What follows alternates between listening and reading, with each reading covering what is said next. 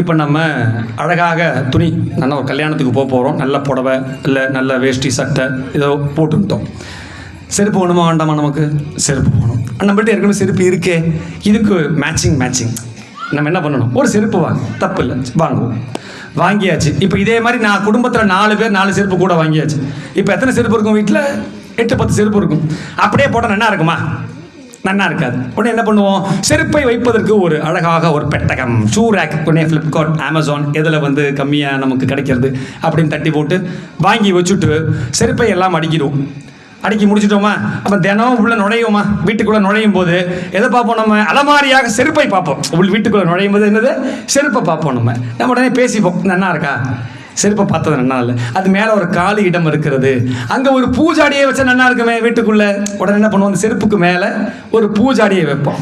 வச்சா அது தினமும் பார்த்தோம்னா ஒரு பிளாஸ்டிக் பூ வச்சுருப்போம். அது நன்னாவே ஒரு பிளாஸ்டிக்னு அப்படியே இருக்குது. நம்ம வாடாத பூ இப்போ திருப்புகழ் பேசணும் இல்லையா? அதுக்கப்புறம் இந்த பூவும் வாடாது, பிளாஸ்டிக் பூ.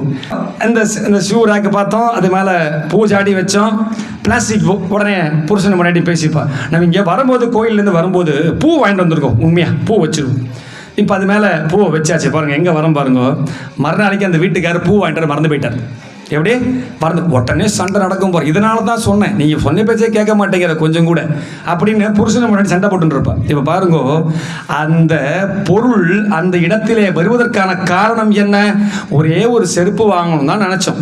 ஆனால் நாம் எதை குறித்து சண்டை போட்டுருக்கோம்? பூ வாங்கிட்டு வந்தியா, வரலையா? இப்படித்தான் நம் வாழ்விலே நோக்கம் இல்லாமல் எது குறித்து எந்த வேலையை செய்து கொண்டிருக்கின்றோம்.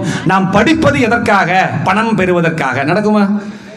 படிச்சவா எவ்வளோ பேர் வேலை இல்லாமல் இருக்கா? சுற்றி பார்க்குறோமா இல்லையா? அதனால் தான் குரு என்பவர் அவசியம்.